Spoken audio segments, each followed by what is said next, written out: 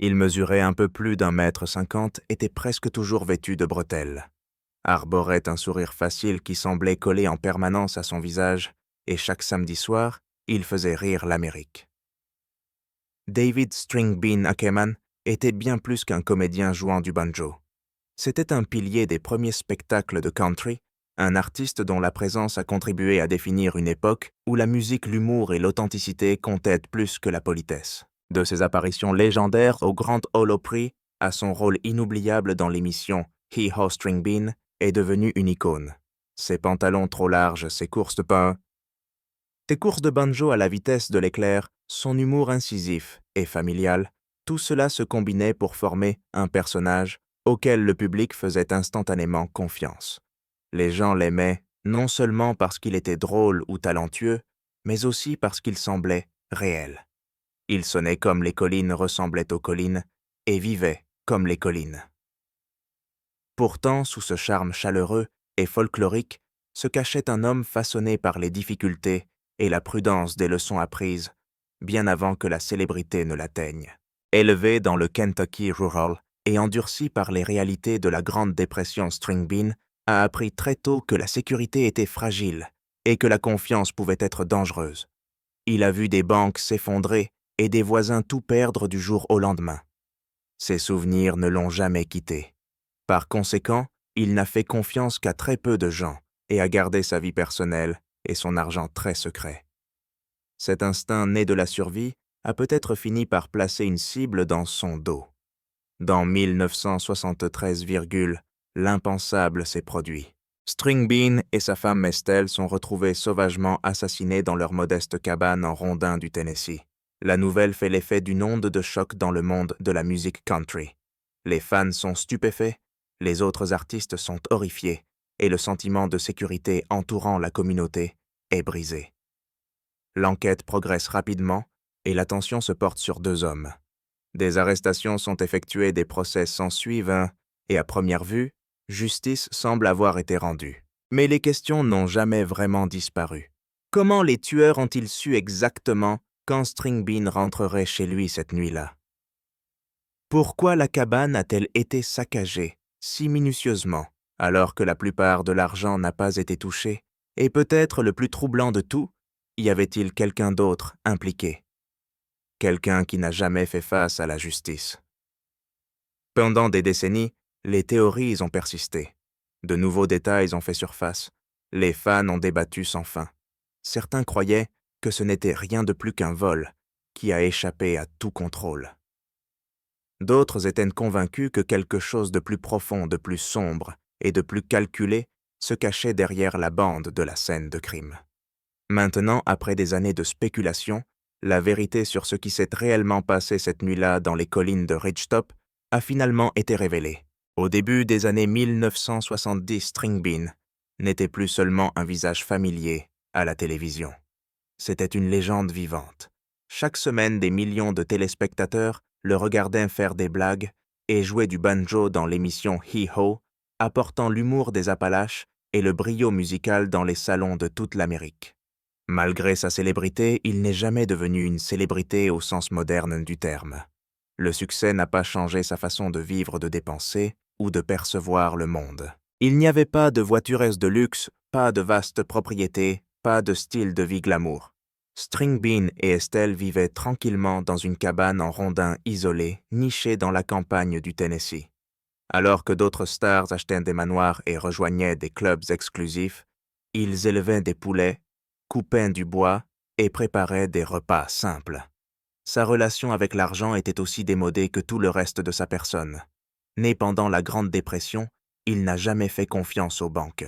Au contraire, il transportait de grosses sommes d'argent liquide et était connu pour cacher de l'argent dans toute la cabane. Les rumeurs se répandent rapidement parmi les habitants et les musiciens. Certains prétendent qu'il fourre de l'argent dans les murs, qu'il le cache sous le plancher ou derrière des cadres. Qu'elles soient exagérées ou vraies, ces histoires voyagent vite et dans de mauvaises oreilles, elles sonnent comme une invitation. Malgré sa célébrité et son image publique sympathique, Stringbean reste prudent avec les étrangers. Des années auparavant, il avait été volé lors d'un voyage, un incident qui l'avait rendu encore plus prudent. Estelle et lui gardent leur cercle restreint, reçoivent rarement des invités et suivent une routine stricte qui ne change pas souvent. Chaque samedi soir, ils se produisaient à l'Opry, puis rentraient directement chez eux dans leur cabane isolée. Cette routine leur apportait confort et prévisibilité, mais elle rendait aussi leurs mouvements faciles à anticiper. Ce que presque personne ne réalisait à l'époque, c'est que quelqu'un avait prêté attention. Pendant que String Bean faisait rire la nation, quelqu'un à proximité observait, écoutait et planifiait. Les rumeurs d'argent cachaient l'endroit isolé. Isoler le manque de sécurité, tout cela s'est combiné en une tentation à laquelle il a été impossible pour certains de résister. String Bean et Estelle ont passé leur vie à construire quelque chose d'honnête et de paisible. Ironiquement, les qualités mêmes qu'ils croyaient les garder en sécurité, la simplicité, la routine et l'autonomie, allaient bientôt contribuer à leur chute. Par une nuit tranquille de novembre, ce danger allait franchir leur porte d'entrée. Le 10,1973, novembre. String Bean se produisit au Grand Ole Opry comme il l'avait toujours fait. Ceux qui l'ont vu ce soir-là ont dit qu'il était joyeux, plaisantant, en coulisses, jouant de son banjo avec le même charme, sans effort, qui avait défini sa carrière. Estelle était à ses côtés, le soutenant et souriant, comme elle l'avait fait pendant des décennies. Après le spectacle, le couple fit ses adieux, monta dans sa modeste voiture et commença le trajet familier de retour à Ridgetop, Tennessee. C'était une route qu'ils connaissaient par cœur, un voyage qu'ils avaient fait des centaines de fois. Mais ce soir-là, ils roulaient, sans le savoir, vers une tragédie. Pendant leur absence, 2 hommes se trouvaient déjà dans leur cabane. John Brown et son cousin Marvin Brown étaient de petits criminels ayant des antécédents de vol. Comme beaucoup d'autres, ils avaient entendu dire que String Bean cachait de grosses sommes d'argent dans sa maison. Pour eux, cela semblait être un coup facile. Ils connaissaient son emploi du temps et savaient qu'il serait absent le samedi soir. Ils se sont introduits dans la cabane, l'ont mise en pièces à la recherche d'argent, puis ont attendu. Lorsque String Bean et Estelle sont arrivés chez eux peu après minuit, ils sont entrés dans un cauchemar. Ce qui s'est passé à l'intérieur de la cabane a été reconstitué à partir de preuves et de témoignages, mais le résultat est indéniable. String Bean est entré le premier et a été abattu presque immédiatement près de l'entrée. Estelle, entendant les coups de feu, accourut vers la cabane, soit pour essayer d'aider son mari, soit pour échapper au danger. Elle a été abattue à l'extérieur près de l'allée. Son corps a été découvert le lendemain matin gisant face contre terre, son sac à main toujours serré dans sa main. La nouvelle a dévasté Nashville et stupéfié les fans de tout le pays. Les gens ne pouvaient pas comprendre que l'homme doux et plein d'humour qu'ils accueillaient chez eux chaque semaine ait été assassiné avec une telle violence. Les autres musiciens portaient un deuil profond. La musique country avait toujours été perçue comme une famille, et la perte de String Bean et d'Estelle était intensément personnelle. Lorsque les autorités ont examiné la scène du crime, elles ont été frappées par une ironie amère. La maison avait été saccagée de fond en comble, mais une grande partie de l'argent que String Bean avait caché n'a jamais été trouvée par les tueurs. En fait, des milliers de dollars ont été découverts plus tard, cachés derrière une cheminée en briques et dissimulés dans des murs. Les tueurs n'avaient rien gagné, rien d'autre que du sang sur les mains, et une piste qui les mènerait bientôt directement à eux. Alors que la communauté était en deuil, une peur plus profonde commençait à prendre racine. Si une personne aussi aimée et discrète que String Bean pouvait être prise pour cible qui était vraiment en sécurité, les Browns avaient pris plus que 2 vies. Ils avaient volé un sentiment de paix à Nashville même. L'arrestation est intervenue rapidement. Dans les jours qui ont suivi les meurtres, la police a mis la main sur les suspects John A. Brown et son cousin Marvin.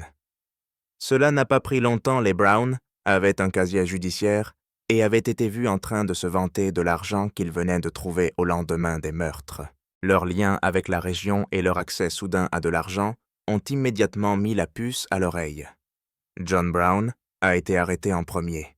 Il a d'abord clamé son innocence, mais a rapidement craqué lors des interrogatoires, racontant une histoire truffée d'incohérences. Lors du procès, les détails du crime ont été mis à nu, et ils étaient aussi troublants qu'insensés. Les procureurs ont soutenu que les meurtres n'étaient pas seulement des actes de cupidité, mais aussi des calculs froids. Les Browns étaient venus préparés. Ils avaient apporté des armes. Ils avaient attendu en silence pendant des heures. Ils n'avaient pas l'intention de laisser des témoins. Le procès a passionné le public, les fans de String Bean, les amis de l'industrie musicale et les citoyens ordinaires ont rempli la salle d'audience, espérant que justice soit faite. Il en est ressorti une histoire tragique, où l'envie et le désespoir se sont mêlés à l'innocence et à la routine. Les Browns n'ont pas seulement tué, ils ont brisé un héritage. Un homme qui était sorti de la pauvreté des Appalaches pour devenir l'un des artistes les plus appréciés des États-Unis a été abattu à cause d'une rumeur concernant de l'argent caché. John Brown a été condamné à 98 ans de prison. Son cousin Marvin, qui a joué un rôle moins important dans le crime et qui est devenu témoin de l'État, a été condamné à une peine moins sévère. Pendant un certain temps, on a eu l'impression que justice avait été rendue, mais le temps allait compliquer ce sentiment d'apaisement. Des décennies ont passé. En 2014, après avoir purgé plus de 40 ans de prison, John Brown s'est vu accorder une libération conditionnelle. Cette décision a suscité l'indignation de la communauté de la musique country. Les amis de String Bean, y compris les membres de la troupe Hee Haw et les vétérans de l'Opry, ont publiquement condamné cette libération. Comment un homme qui a commis un meurtre aussi brutal et calculé a-t-il pu être libéré? Pour beaucoup, c'était comme si la justice avait été inversée. Brown a peut-être purgé une peine, mais pour ceux qui connaissaient String Bean, aucune sentence ne pourra jamais égaler la profondeur de la perte. Sa libération a été un rappel sinistre que la justice légale et la justice morale ne s'alignent pas toujours. Pire encore, l'audience de libération conditionnelle a révélé quelque chose d'effrayant. Brown n'a jamais montré de remords. Il a maintenu une histoire vague, évité d'admettre directement sa culpabilité et n'a apporté aucun réconfort aux familles, laissées derrière lui. Pour les fans et les proches, il ne s'agissait pas seulement d'une question de punition. L'homme qui a pris la vie de String Bean ne lui a jamais rendu sa vie. Pas en vérité. Pas dans la douleur, ni même dans les mots. Après les meurtres, l'attention s'est portée sur ce que String Bean et Estelle avaient laissé derrière eux. Et c'était plus compliqué qu'on ne l'imaginait. Malgré sa célébrité et sa présence de longue date dans des émissions comme Hee Haw et The Grand Ole Opry, String Bean était notoirement frugal. Il se méfiait des banques ayant grandi pendant la Grande Dépression et il gardait souvent de grosses sommets d'argent cachées chez lui. Cette habitude s'est révélée être une vulnérabilité fatale. Lorsque les autorités ont fouillé la cabane des Sakeman après les meurtres, elles ont découvert des milliers de dollars en liquide cachés dans des endroits bizarres, derrière des briques à l'intérieur des murs et même sous les planchers. Selon certaines estimations, String Bean avait près de 20 000 dollars dans la maison à l'époque. Une fortune en 1973, surtout si l'on considère son mode de vie modeste. Mais il n'y avait pas de testament, pas d'indication claire sur ce qu'il adviendrait de ses biens. La tragédie n'était pas seulement émotionnelle, c'est un véritable gâchis logistique et financier. Les proches d'Estelle héritent de la plus grande partie de la succession, ce qui est loin d'être simple. Des procès s'ensuivent. Les rumeurs concernant l'existence d'autres fonds cachés ont persisté pendant des années. Des chasseurs de trésors se sont même introduits dans la vieille cabane, longtemps après les meurtres, convaincus que d'autres fonds étaient encore cachés. La maison, qui était autrefois une paisible demeure nichée dans les collines du Tennessee, est devenue un symbole de la paranoïa de String Bean et de l'étrange magnétisme que son meurtre a suscité. Il y a ensuite les pertes plus personnelles. String Bean et Estelle n'ont pas eu d'enfants. Leurs proches parents ont essayé de gérer leurs affaires discrètement, mais il était impossible d'éviter les feux de la rampe. La tragédie est devenue folklorique, et tout jusqu'à la terre, elle-même semble maudite par ce qui s'est passé. Les amis du monde de la musique country ont essayé d'aider. Roy Acuff, Minnie Pearl, Grandpa Jones, ils ont tous parlé publiquement de String Bean, sensibilisant l'opinion et poussant à une sécurité communautaire plus stricte. Certains instants ont même fait campagne pour que la sécurité soit renforcée au Grand Ole Opry et que les artistes qui vivaient encore dans la simplicité soient mieux protégés. Mais rien de tout cela n'a apporté la paix. Le mystère financier qui entoure String Bean est devenu partie intégrante de sa légende. Un homme qui ne faisait pas confiance aux banques qui vivaient humblement, malgré le succès qui a été assassiné pour de l'argent que les tueurs n'ont même pas pu trouver. C'est une ironie cruelle qui a éclipsé sa musique, son humour et la vie qu'il avait construite avec Estelle. Pour beaucoup, les questions sans réponse concernant ses finances ne sont qu'un autre rappel de tout ce qui a été pris lorsqu'il a été tué. Dans les années qui ont suivi le meurtre de String Bean, la communauté de la musique country s'est efforcée de donner un sens à cette perte. Pour ceux qui le connaissaient personnellement, c'était plus que la mort d'un collègue, c'était la fin brutale d'une époque définie par l'humilité, la gentillesse et la décence d'une petite ville. La tragédie a été d'autant plus dure qu'elle n'a pas seulement emporté String Bean et Estelle. Elle a brisé l'illusion que les stars de la country de l'Opry étaient en sécurité, à l'abri des dangers du monde extérieur. De nombreux proches de String Bean l'ont décrit comme une âme douce, toujours prompte à la plaisanterie et rarement vue sans son banjo. Malgré sa célébrité croissante à l'émission Hee-Haw et les décennies passées sur la scène du Grand Ole Opry, il ne s'est jamais comporté comme une célébrité. Il continuait à cultiver des légumes dans son jardin, à chasser les écureuils et à assister aux événements de l'église locale. Il vivait comme un homme coincé dans le temps de la meilleure façon qui soit. C'est le grand-père Jones, l'un des plus proches amis et co-vedettes de String Bean, qui a retrouvé leur corps. Ce souvenir l'a hanté toute sa vie. Lors d'interviews, il s'étranglait souvent en évoquant cette nuit-là. Son chagrin est devenu une cicatrice visible qui n'a jamais vraiment guéri. D'autres amis de l'industrie, dont Minnie Pearl et Roy Clark, ont exprimé les mêmes sentiments. La perte n'était pas seulement tragique, elle était aussi personnelle. Mais même dans le deuil, le héritage de String Bean perdure. Son style à la fois musical et comique était unique. Il mêlait l'humour au jeu de banjo appalachien d'Anton, créant un personnage à la fois caricatural et profondément humain. Les jeunes générations de musiciens de bluegrass et de country le citent comme une influence notamment pour sa capacité à communiquer avec le public par la chaleur et la sincérité. Dans 2000, le Country Music Hall of Fame a rendu hommage à la contribution de String Bean au genre en organisant une exposition spéciale présentant son banjo, ses costumes et des photos de ses débuts avec Bill Monroe.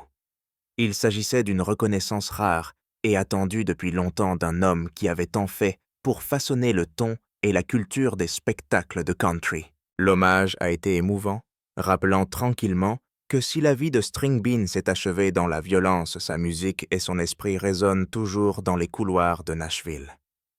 Mais même si les hommages ont afflué et que les années ont passé, un malaise silencieux s'est installé. Quelque chose dans toute cette affaire n'a jamais été totalement résolu. Les arrestations ont eu lieu, un homme a purgé sa peine, mais la douleur ne s'est jamais vraiment estompée. Les questions n'ont jamais complètement cessé, et le sentiment de perte que quelque chose de précieux avait été volé au cœur de la musique country était resté juste sous la surface. La condamnation de John et Marvin Douglas a tout changé, et rien d'autre. En 1973, quelques semaines après les meurtres, la police a arrêté les cousins, tous deux ayant des antécédents de petite délinquance et de troubles locaux. L'enquête a révélé que les cousins avaient entendu des rumeurs sur l'argent caché de String Bean, un secret bien connu des habitants de la région. Ils pensaient que la star recluse gardait des dizaines de milliers de dollars dans sa modeste cabane, cachée dans des boîtes à café, sous les planchers, voire même cachée à l'intérieur des murs. Pour eux, cela semblait être de l'argent facile, mais ce n'était pas le cas. Lorsqu'ils se sont introduits dans la maison des Ackerman, ils n'ont pas trouvé ce à quoi ils s'attendaient. D'après le témoignage du tribunal, ils ont attendu en embuscade que String Bean et Estelle reviennent de l'Opry. L'affrontement est rapide et fatal. String Bean est abattu juste devant la porte d'entrée. Estelle, terrifiée et tentant de s'enfuir, est abattue près de l'arrière de la maison. Les tueurs sont partis avec à peine de l'argent, moins de 200 et quelques objets personnels. Il s'agit d'un crime absurde qui n'a laissé que des traces. Lors du procès, les preuves ont été accablantes. Un témoin a relié les suspects à la scène du crime et des objets volés ont été retrouvés en leur possession. Le jury n'a pas perdu de temps. John Brown a été condamné à 2 peines de prison à perpétuité consécutive. Marvin a lui aussi été condamné, mais il est mort en prison des années plus tard. La justice semblait avoir été rendue.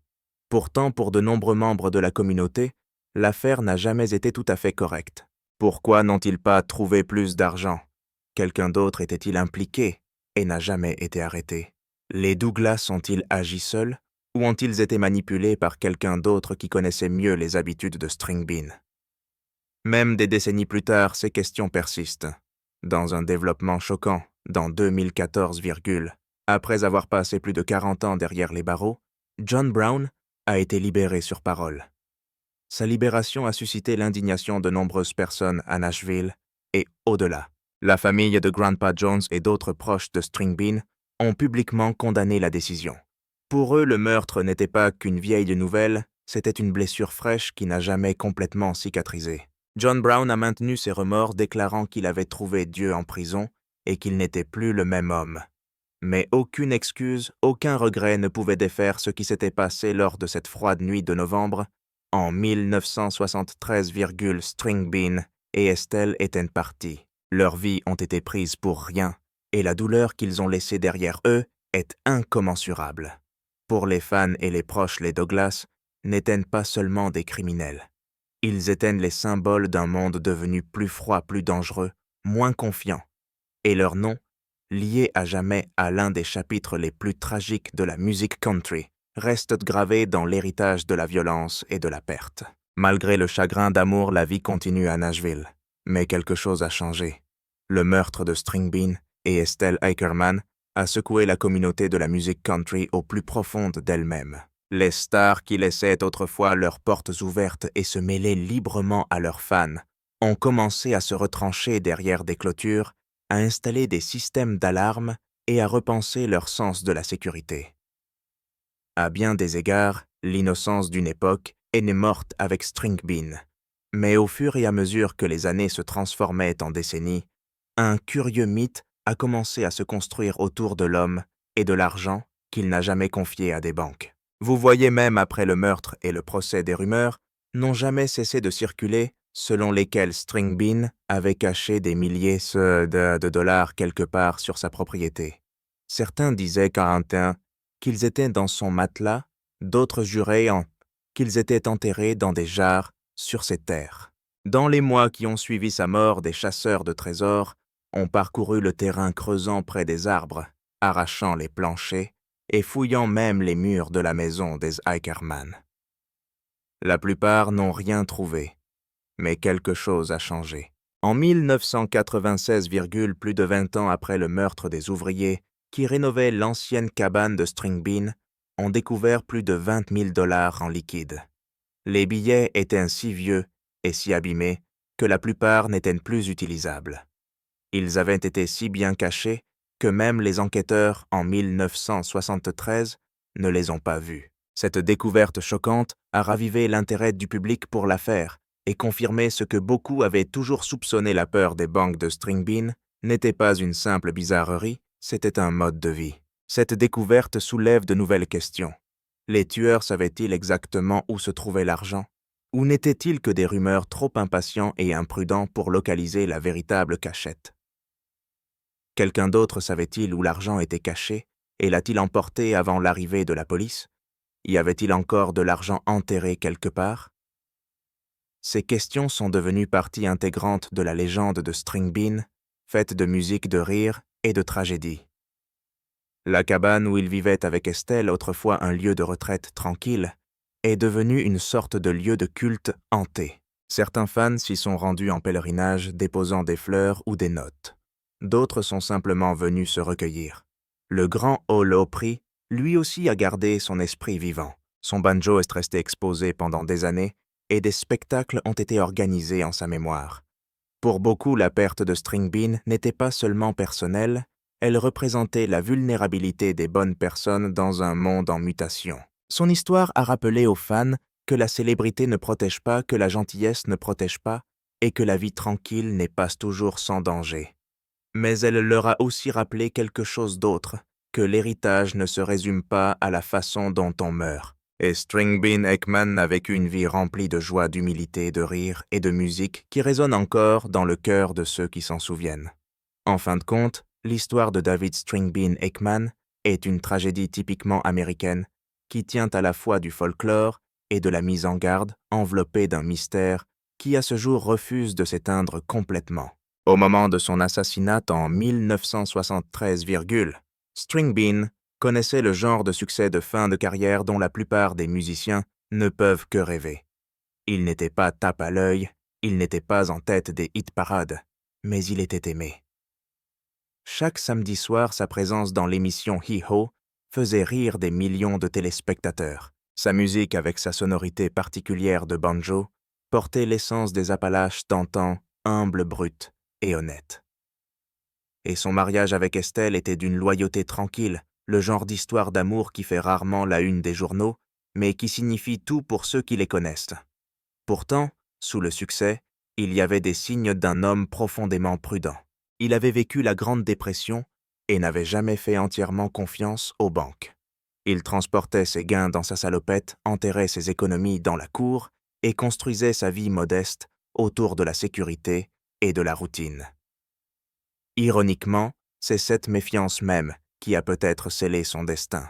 Les rumeurs concernant sa fortune cachée sont parvenues aux mauvaises oreilles, et 2 cousins poussés par l'appât du gain et le désespoir ont tout fait voler en éclats. Les conséquences des meurtres ont laissé la famille Ackerman, ses amis et ses fans dans le plus grand dénuement. Nashville est en deuil comme si elle avait perdu l'un des siens. Lors des funérailles, Roy Acuff aurait fondu en larmes. Grand-père Jones, qui a découvert les corps et témoigné au tribunal, n'a plus jamais été le même. La perte l'a hanté. Le rire que String Bean a apporté à tant de gens a laissé un silence assourdissant en son absence. Estelle, souvent oubliée dans l'ombre de la célébrité de son mari, a été plus qu'une simple victime. Elle était le point d'ancrage de String Bean, une femme qui l'a soutenu pendant des années de lutte et de succès. Son meurtre a ajouté une nouvelle couche de cruauté à un acte déjà insensé. Le fait qu'ils soient morts ensemble en essayant de se protéger l'un l'autre a toujours hanté les personnes proches de l'affaire. Leur mort n'est pas seulement tragique, elle est symbolique. La mort d'un certain type d'Amérique, confiante, dos soudé. Financièrement, String Bean n'était pas riche selon les critères des célébrités. Il n'avait ni manoir, ni voiture tape à l'œil, ni garde du corps. Il vivait dans une petite cabane de 2 pièces à Ridgetop, dans le Tennessee. Modeste, pratique, humble. C'était String Bean. Mais l'ironie est qu'il est peut-être mort bien plus riche qu'on ne le pensait. Des décennies de rumeurs partiellement confirmées par la découverte de 1996 billets cachés suggèrent qu'il aurait pu y en avoir des milliers d'autres cachés autour de sa propriété. De l'argent qui n'a probablement pas été découvert ou qui s'est décomposé avec le temps. Il n'avait pas d'enfants. Ses seuls héritiers étaient des parents éloignés et des amis qui le connaissaient bien. Sa succession était modeste, c'est bien simple, mais son héritage est incommensurable. Dans une industrie où les égos l'emportent souvent sur le talent, String Bean était une âme rare. Authentique, gentil, drôle, il se contentait de jouer les seconds rôles. C'est ce qui l'a rendu inoubliable. Aujourd'hui, son souvenir perdure par bribes. De vieux enregistrements, des rediffusions granuleuses de Hee-Haw, un solo de banjo qui fait encore sourire. Son nom ne figure peut-être pas au panthéon de la musique country, mais dans le cœur de ceux qui comprennent les racines de la musique country, String Bean est royal. Son assassinat reste l'une des tâches les plus sombres de l'âge d'or de la musique country. Mais sa vie, elle brille de 1000 feux. Quant au mystère, il est officiellement considéré comme résolu. Les hommes qui l'ont tué ont été condamnés. L'un est mort en prison. L'autre, John Brown, a été libéré sur parole en 2014, une décision qui a suscité l'indignation et l'incrédulité. Mais beaucoup pensent non que l'histoire ne s'arrête pas là. On murmure qu'il y a un 3e homme. On se demande comment les tueurs ont pu en savoir autant sur les habitudes de String Bean. Et bien sûr, la question sans réponse qui ne sera peut-être jamais résolue, était-ce vraiment une question d'argent? La vérité profonde est la suivante. Le meurtre de String Bean n'était pas un simple cambriolage qui a mal tourné. Ce moment a brisé l'illusion selon laquelle les stars de la musique country vivaient dans un monde à part à l'abri du chaos du monde extérieur. Il a brisé une communauté, marqué ses compteurs et changé à jamais la façon dont les stars se protégeaient. Mais String Bean ne voudrait pas que l'on se souvienne de lui pour la façon dont il est mort. Il voudrait qu'on se souvienne de lui pour avoir fait rire les gens les avoir fait chanter et leur avoir donné l'impression que peut-être la vie n'avait pas besoin d'être si compliquée. Et, en fin de compte, c'est peut-être là la véritable fin du mystère Stringbean. Il n'avait pas besoin de millions de célébrités ou d'hôtels particuliers pour laisser sa marque. Il avait juste besoin d'un banjo, d'un sourire et d'un cœur plein de musique.